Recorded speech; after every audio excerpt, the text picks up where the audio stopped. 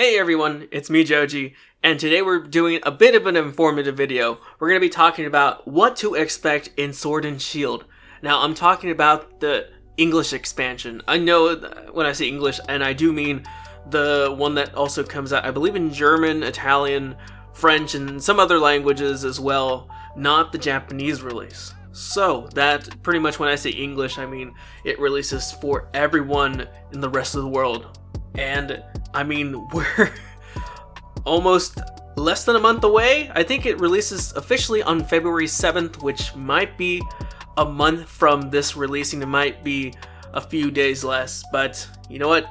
I'm still excited to get some new Pokemon cards into my hands. And with this new expansion, there are so many new Pokemon, including some from Sword and Shield, some probably from the previous games.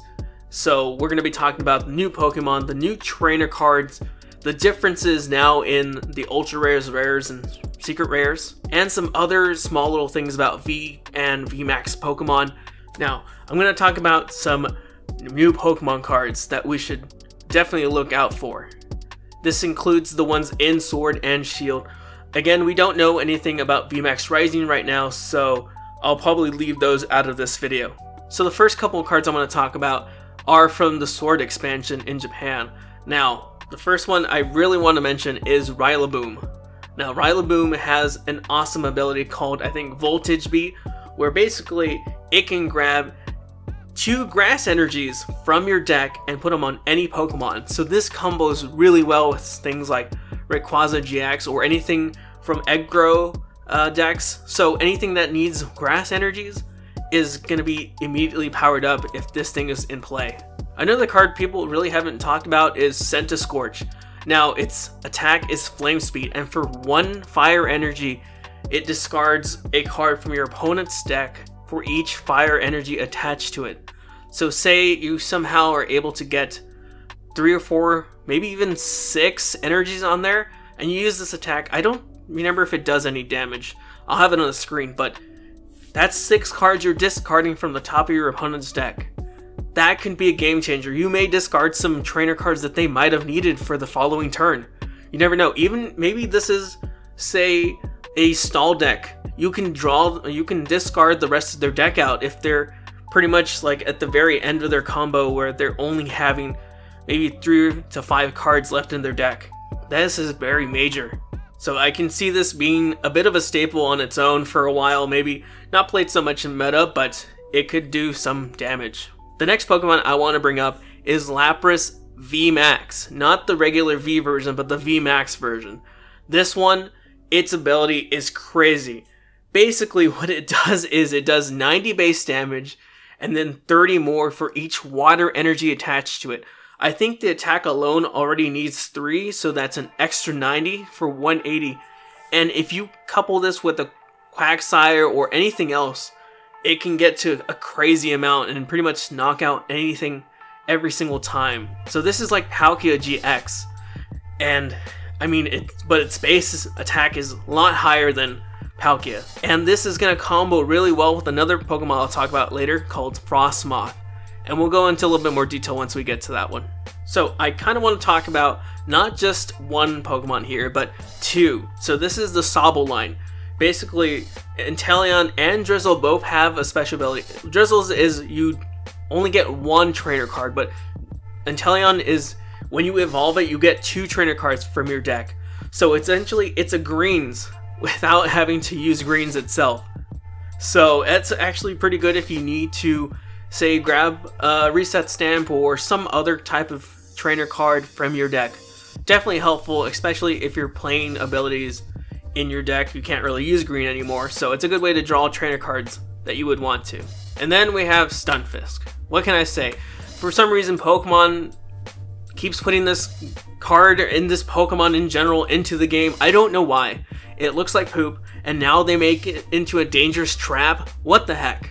This is a horrible Pokemon. Get it out of here. Let's talk about Corviknight. Now, Corviknight does 130 damage with Iron Wing, and you can discard 2 energies attached to it, and next turn it takes 100 less damage. Although I think its base damage is, or HP is only 130, it still helps quite a bit if you think about it. If you want them to only be taking one prize card each turn, 130 damage, and then being able to,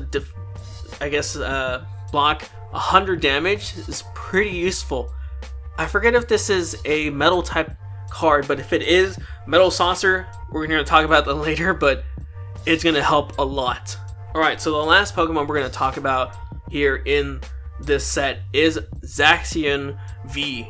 Now, Zacian V, its Intrepid Sword ability is a must. It does end your turn, but being able to get 3 cards at the end of the turn as a draw, and putting any energies you get from those 3 cards onto Zacian, you can power it up and pretty much prepare it for the next turn, or just get a free 3 card turn if you don't have anything else to do. And I think its attack does 230 damage, so it's already pretty much going to be a knockout for most Pokemon. Alright, let's move on to the Shield Pokemon cards.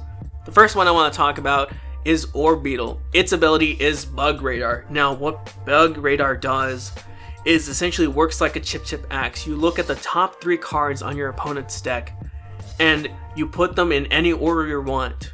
So you can keep denying them energies for a while. And it's on a Pokemon's ability, so you don't have to use an item for this. If you already have Orbeetle on the field, you can keep using this no matter what, from bench or active. So it'd be a good way to help stalls and mill decks where you're denying them putting on energies onto the Pokemon so they can ever attack. So Torkoal V may not look too menacing, but Steam Crash, although not doing too much damage and only doing 120, can discard 2 energies from the opponent's Pokemon. That can be devastating to, say, an ADP or a Mewbox. If it's ADP, you can deny them being able to, attack with Ultimate Ray after using their GX move, essentially take those off, and now they have to put those back on to do anything. You can probably knock them out in a few turns. Or if you wanted to, you can do this to the Mewbox and discard their Rainbow energies. They can't use a lot of their attacks anymore. And right now, there aren't too many cards that allow you to bring back any special energies. So this is crazy good. Alright, we did mention this one a little bit earlier. This is Frostmoth, and its ability is Ice Stance. This essentially works like the old Blastoise that used Deluge as its ability, where it can move water energies from your hand onto your Pokemon. This is crazy. Say you play a Misty Lorelei, you get those energies into your hand, you have Frostmoth and you have a Lapras VMAX, all those energies are going straight onto that Pokemon. That already allows it to attack, and maybe if you already had energies, that's going to do a lot more damage. And I've already seen, I think it might have been Rare Candy testing the Lapras VMAX deck, and it's doing really well. It feels like we're seeing the expanded Blastoise all over again. Alright, the last of the new Pokemon I'm going to talk about is Snorlax VMAX. Now, this is going to be great for any neutral energy decks, so like any fire decks that use Welder, or even ADP, where you can just put the 3 energies onto that Snorlax VMAX. The reason this is going to be so helpful is because it has 340 HP. That is monumental. Like, 340 HP, you'd have to hit it twice with, I don't know, some like a Flare Strike to knock it out. That's ridiculous how difficult this one's going to be to knock out. And for 3 energies and a full bench, you're already doing 210 damage.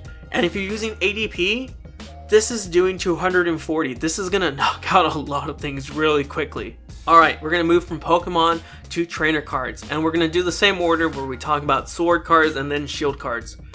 And we're going to start off with Sword and Evolution Incense. Now this lets you search up an evolution Pokemon. So this includes the VMAX Pokemon and just regular evolution Pokemon. And it's pretty much just faster for accelerating into Rare Candy. Say you already have a Rare Candy and you have an Evolution Incense. You play that Evolution Incense, you're going to be able to evolve your Pokemon a little bit faster instead of having to use, I think what we previously used was the Timer Ball, which you had to flip coins for. This one doesn't even require that, you just go ahead and search for it. So it's a lot better. Fishing Rod pretty much is going to replace Brock's Grit. This, instead of doing a combination of 5, you can do 2 Pokemon and 2 energies. So it may not fully replace it, but you usually don't want to just pull straight energy back into your deck or straight Pokemon into your deck, so 2 and 2 seems like a good balance. We also have Air Balloon as one of our new cards. This is crazy. Being able to reduce the retreat cost of whatever Pokemon it's attached to by 2. So that helps drop down a lot of GX Pokemon and some of the V Pokemon as well down to 1 retreat cost. That's going to help with a lot of different retreat tactics in the coming expansion. Then we have the new version of Professor Sycamore in the form of Professor's Research.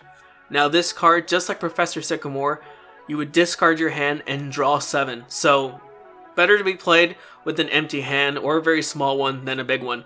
Unless you're playing something like Mewbox where you want to discard other cards with a trainer instead of a Dedenne. Now I really don't want to talk about Bede because he's total garbage, but you know what? His card is okay. It does help accelerate energies by using it as a more of a mediocre welder by only using 1 energy, and it can be any type of energy, so it would help other decks that need more energy acceleration. Alright, moving on to the Shield trainers. First, I'm going to talk about Quick Ball. Now, this one, you get to discard a card to get a basic Pokemon. Most of the cards, say in Mewbox, are basic Pokemon, so it's a great way to discard something that you're going to use the attack for and get something else in return. Definitely going to help for decks like Mewbox again that need to mill out cards. Rare Candy is getting a reprint, so that's good.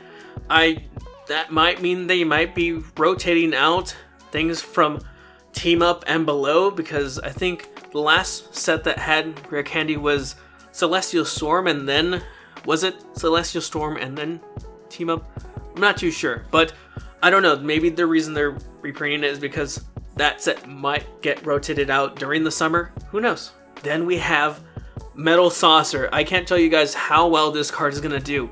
Metal decks might be the new early meta. This is essentially a Aqua Patch by allowing you to put 1 discarded energy, metal energy, onto a metal Pokemon. Keep that in mind, it has to go to a metal Pokemon. So that's why I'm saying metal decks might be the meta for earlier on. So you might see a lot of Lucario metals or some other like forms like the Doug Trio Coronet one that with I think it's called Gold Rush. So we'll see what happens.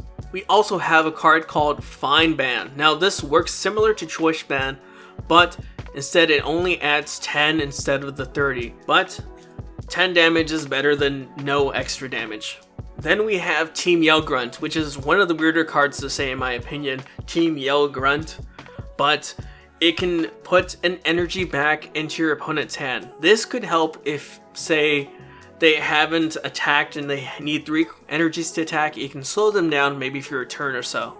Then we have their idol, Marnie, as a card as well. Now what Marnie does is you both shuffle your hands, put them at the bottom of your deck without shuffling, and then you draw 5 and they draw 4. So they become disadvantaged, say if this is earlier on, and maybe if you moved cards back into their hand, this might actually help. Or maybe if they drew cards that they needed but weren't able to play that turn, essentially you ensured that it takes them longer to get to them by putting them at the bottom and not allowing them to shuffle them back in. The last card I want to talk about is Aurora Energy. Now this one is a really good game changer. This essentially is the new Rainbow Energy, but instead of putting 10 damage onto your Pokemon, you are discarding a card.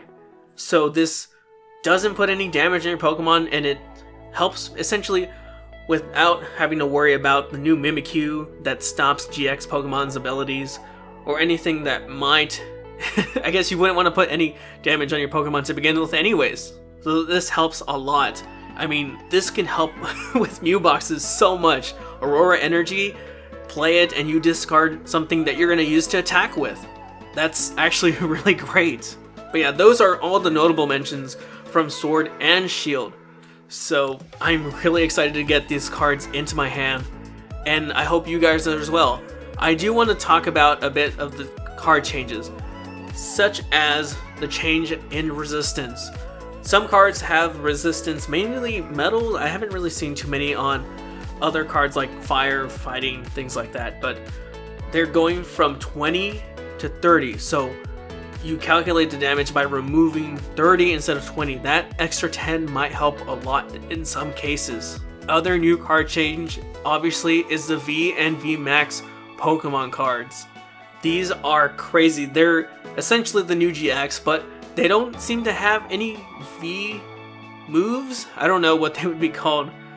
V attacks, but V Max attacks. But they might in the future. We're not sure yet. But for now, they're crazy. I mean, some of them always seem to have really ridiculous attacks. I mean, looking at the VMAX Meow for 200 damage, you draw 3 more cards. 200 damage knocks out a lot of GX Pokemon right now. And I think its base HP is 300 or so. It's ridiculous for a Meowth. So, I mean, these V and VMAX Pokemon are going to be crazy in the beginning. They're definitely a lot more crazier than the GX Pokemon when they first came out. But man, I hope they don't get super crazy later on. Another change to these cards is the texture and then the art on the back of full arts. So for full arts, they're actually adding some kind of like designed background. It's not going to be just a plain color like it used to be. I'll probably put up some examples up, but they actually have some sort of design behind them instead of just a plain purple or green or some whatever color the type of Pokemon is. Rainbow cards are going to have a different texture. In the leaks at least, it looks more like a granular texture where it's going to look like glittery bumps or something. I'm actually looking forward to seeing what that actually feels like compared to the current rainbow ones we have. I think the gold versions are also going to have the same texture. And the last change they're doing to these sets that I'm kind of glad, but not so much because it might lower the chances of you pulling certain cards, is there's less rainbows and secrets in general in these new sets. So I think in total we're only going to get 4 full art trainers, but each full art trainer has a rainbow version. So that's another change. So there's going to be a total of 8 regular full arts and rainbow rare ones. But there aren't too many secret rares in general. So that might be lower pull rates, I'm not sure. And I'm hoping that's not the case because that means you're going to have to open up a lot more packs to get any secret rares or ultra rares. There are a good amount of ultra rares in V Pokemon, but we'll see. I'm still excited for this new set. I hope you guys are. I'm going to try and get as much information as I can to you guys whenever I get it. So get subscribed, leave a like, ring that bell so you can get notifications on more information on Sword and Shield, Pokemon TCG, and if you want to see some gameplays, go ahead and watch some of that stuff. And if you want to see some unpackings, go ahead and get subscribed for that as well. Again, thanks so much for watching, and I'll see you guys on the next one.